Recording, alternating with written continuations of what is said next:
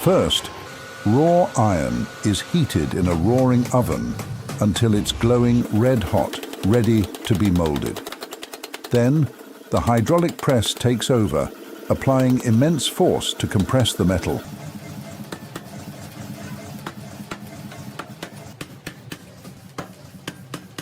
Shaping it with precision. Next, the spindle is carefully formed under hydraulic press.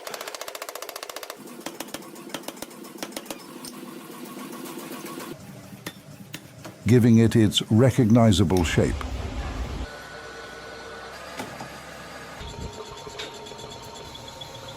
Finally, the spindle is cut, trimmed, and perfected, ensuring it's ready for heavy-duty performance.